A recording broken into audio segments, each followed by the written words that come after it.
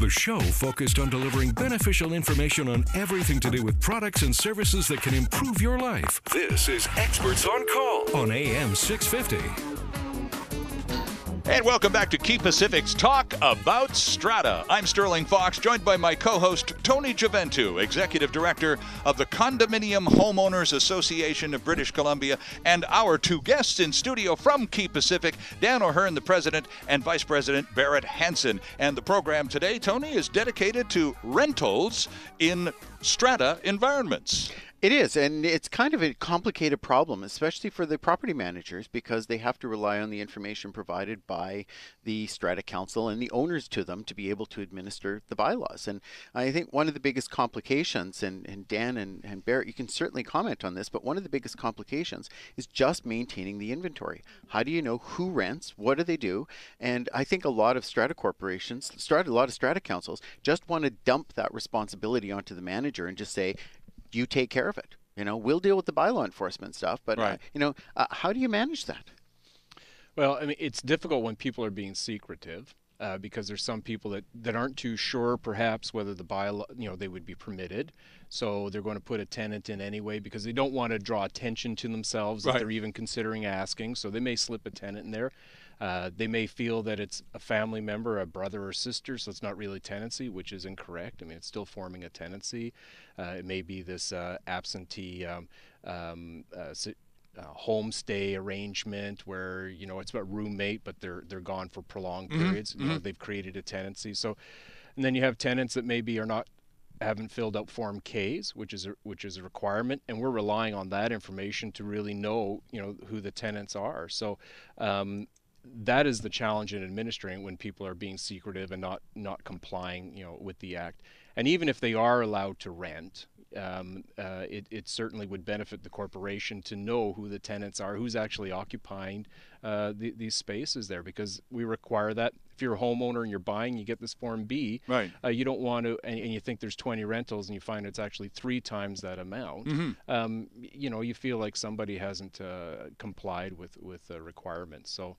I think it's important that everyone come clean and the legislation is clear and adhere to it. Barrett, Dan's talking about people being secretive very knowingly, as in this probably happens a fair bit. Do you as property managers encounter fairly frequently situations whereby, gosh, I didn't know that person was renting. I thought they were the owner. Gosh, there's a shock. Does that happen fairly commonly? Sure it does, and I think that there's certainly an element of secrecy, but I also think that there are times people simply don't know. They haven't taken the time perhaps to become familiar with their bylaws or understanding strata. If they're not, for instance, if they're offshore owners or owners that have not had any experience with strata in the past, they may simply not know. So it's an education part too.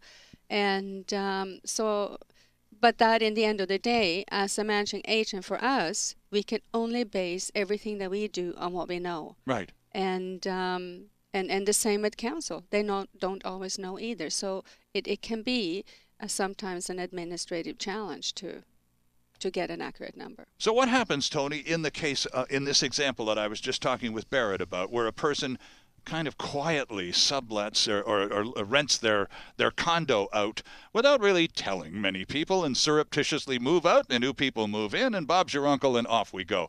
And then sooner or later, that person's, the new tenant occupant's presence is detected, and hey, you're not supposed to be there. This is a non-rental area. What happens then? Well, it's one of the giveaways. I saw this online the other day. Furnished strata apartment. Furnished strata apartment. So, let me see. It's a bit of a giveaway. Somebody's trying to sneak a tenant in that either in violation of a bylaw or under another circumstance. Now, it may be and that's much easier to do if you're not moving furniture, isn't it? Not moving furniture. It may be a situation that it's a building that they are exempt and somebody owns 10 apartments and they've got them all furnished. They're all exempt from the bylaws, and they're renting them on short-term or long-term stays for visitors, guests, holiday goers. Vacation rental by owner. Could be things like that. Could be things where they're renting for a 3 to 6 month period for working professionals in the city. But check it out, because furnished strata apartment is a great way sometimes for strata councils to figure out someone's trying to surreptitiously rent their unit in violation of the bylaws. Right. It's the move in, move out administration of in some of these buildings, though, is horrendous. You know, that's one of the huge challenges that we have is whenever tenancies change or transfer, because the strata corporation's left with all the problems behind. You know, strata corporations adopt move-in, move-out fees with the hope of covering the basic costs of who's getting rid of the garbage that was left behind. What about all the stuff that was dumped in the parking lot, or the 2 extra dumpsters full of equipment? What about the damage to the elevators, the damage to the walls, the front door, the locks? What happened when keys were lost? You know, all of the problems that come with move-ins, move-outs, and buildings. It puts a lot of work on the strata council and the strata manager. So, Dan, when somebody comes to you, a strata council representative comes to you and says, okay, we've got an illegal or unauthorized tenant, whose responsibility is it to deal with that person? The council is the one that wrote the bylaws forbidding or prohibiting such rental, but are they the ones who have to act, or do you as the property manager do the enforcement of the bylaws?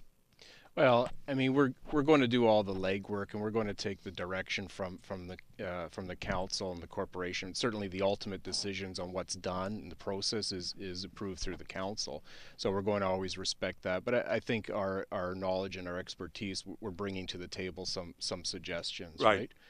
And you know, landlords have to be aware that if they've snuck a tenant in here and the tenant finds out that there really was no authority for them to be a tenant, they can, if they find this out within 90 days of their tenancy, they can give notice to the landlord to move out, and the landlord's going to be subjected to their moving costs up to the first month or up to 1 month's rent.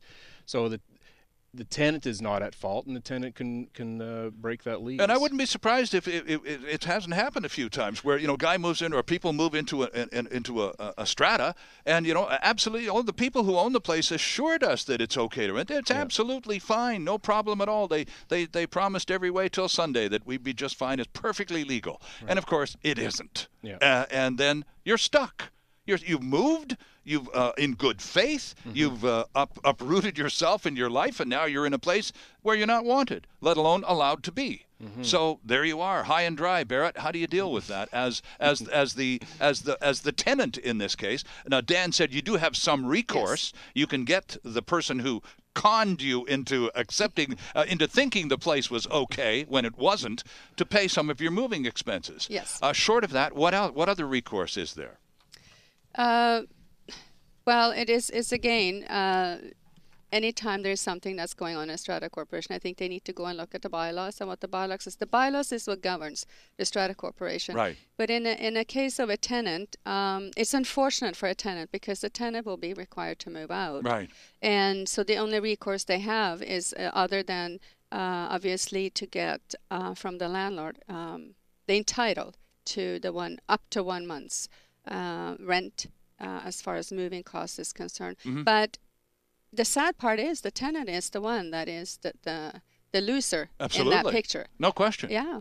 And again, a good faith move in the first place on the assurance that this was all going to be just fine and dandy.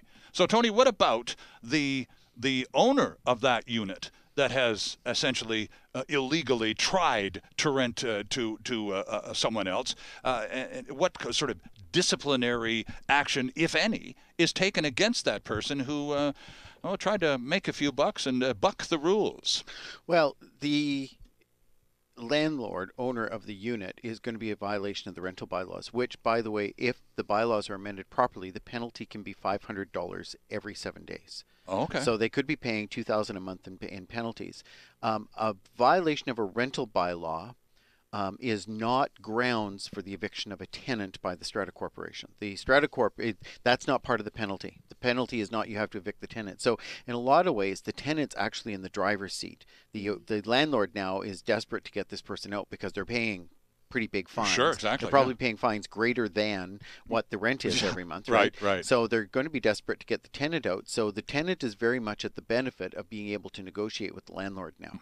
So, but the landlord is going to be paying the bills, and we've seen circumstances where landlords have paid $8,000 or $16,000 of penalties for renting in violation of bylaws. and it's a very real repercussion, and it's an enforceable bylaw. Right. Now, Dan, I wanted to ask you, you mentioned this very briefly and then moved past it, but I'd like to go back to your point about short-term rentals. So, because the example I was using with Barrett was a person who was moving to a strata. This is the new home, and we're going to stay here for a while. What about someone who wants to rent out the strata to business executives who come in for 1, 2, 3-week assignments, or vacationers who are here for a few days? It turns a condominium apartment basically into a hotel unit, and that, I suspect, is quite different from what the intention of the act regarding renting is about. Yeah, I agree. I mean, this is a lot of people will be buying into a condominium certainly with the intention of making it their home. Yeah. It's a lifestyle choice, and probably aren't too keen on seeing a different couple or group of people going into the unit next door to them endlessly. Right. And I think it comes down to the landlords of those units really being respectful of what the intent of the bylaw is, and also understanding they may not be in compliance with local jurisdiction zoning and bylaws too. I mean, once you start getting to daily rentals, you're running a hotel. Right, exactly. And it's got a whole different set of issues that opens up. So it's really important that strata corporations, when they create their bylaw, perhaps even elaborate enough that the intention of what they're trying to stop, and you'll see a lot of strata corporations putting in restrictions of, say, a minimum of 90 days, or I've seen as low as a minimum of 1 month. But if you start doing that, then you got a little bit more handle on the situation. Right. And you imagine these people coming in for 2 or 3 nights. They would never sign a Form K. That's Of course not. No. And so hopefully some of the short stay people too are getting a little bit more sophisticated and understand that they may be coming into an environment that they're not welcome. Is this fairly common, Tony? It's turning a condo into a money-making endeavor. It's a significant growing complaint, though. The vacation rental by owner situation, it causes security problems for buildings. People lose keys. They you no longer have your network of people who live there who have access to security codes, fobs, cards to buildings. They start going into multiple hands. There are ongoing maintenance issues you have to deal with. There can be safety issues involved with it. Certainly, there are parking problems that occur. We have limited parking in buildings. People bring in rental cars, or they drive into the city. Where are they going to park? And there is less consideration of the neighbors in the building when it comes to behavior by short-term rentals. Oh, of course. Right? Yeah. They're in, they're out, and so they're not really concerned about making noise, using barbecues at incorrect hours, loud parties. That's the usual problem. Vacation behavior. Yeah, the usual. The usual pets, people, and parking scenario that all result in nuisance complaints. But the short-term rentals also cause a lot of issues. So if there are a lot of short-term rentals, or there are rental pools, we also need to remember that we can be changing the taxation situation of the strata corporation. Oh, okay. So if you have rental pools and short-term rentals, and they're actually part of the business of the corporation, those strata lots that engage in those businesses may find that it's going to be necessary for the strata to collect GST on those strata fees and maintain a separate account for that, because now the units aren't being used for residential purposes. Right. They're now being used for It's a commercial enterprise. Exactly. It's kind of hotelish all of a sudden, isn't it? It is. So how about screening? How do strata councils dodge these bullets and screen out potential situations, try to head them off at the pass before they happen? They don't. That would be great.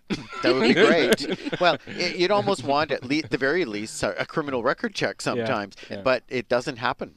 The strata corporation cannot screen tenants. Oh, is that right? They are not permitted by the Act to screen tenants. The relationship of the tenancy agreement is solely between the owner, the landlord of the property, and the tenants. Okay. The strata corporation is not a party to that agreement. And and this gets back to the realization that there's going to be higher and higher occupancy by tenants in strata corporations, especially new ones. And this is important, where there's got to be that collaboration between council and the management. And though the council cannot set up a screening process, right, they can certainly offer a lot of assistance to individual a landlord, and right, giving them guidance and recommendations, and put together a package. I mean, we all want the same thing. And I always like our buildings to be like a resort quality, which means if you got a pool table there, where it doesn't have broken pool cues and Right. has all the balls, Right, right? right. And you have to, people say, well, we don't want the tenants damaging that. Well, the reality is if you maintain that to a great level, you're going to be able to attract tenants that